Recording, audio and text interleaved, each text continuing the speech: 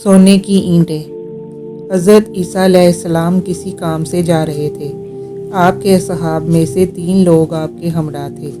रास्ते में देखा कि सोने की 3 ईंटें पड़ी हैं।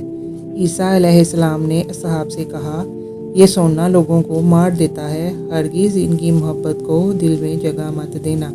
फिर आप वहाँ से हटे और रास्ते की तरफ चल पड़े।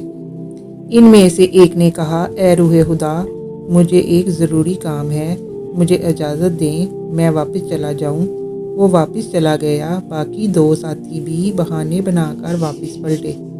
तीनों साथी वापस इसी सोने की ईंटों के पास जमा हुए।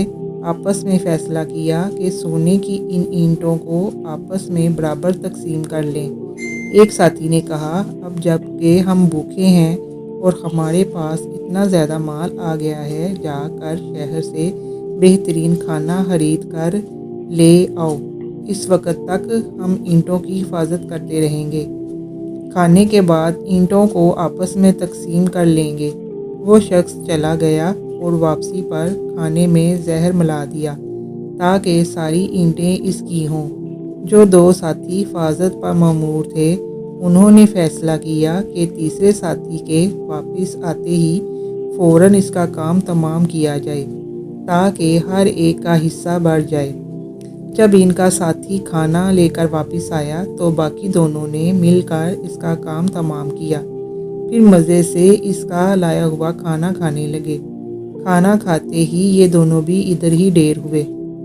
जब हज़रत ईसा अलैहिस्सलाम अपने काम से फारिग होकर वापस आए तो देखा कि इसी रास्ते के किनारे तीनों साथी मरे हुए हैं और सोने की तीनों ईंटें भी इधर ही पड़ी हैं। आपने खुदा के अज़न से तीनों को ज़िंदा किया और फरमाया, मैंने कहा था कि ये सोना इंसान को मार देता है और लालच बुरी बला है। अगर आपको हमारी स्टोरी पसंद आई है तो प्लीज़ चैनल को लाइक, शेयर और सब्सक्राइब कर दें और बेल आइकन के बटन को दबाना ना भूलें ताकि हमारी आने वाली हर नोटिफिकेशन आप तक पहुंच सके। शुक्रिया। खुदा हाफिज़।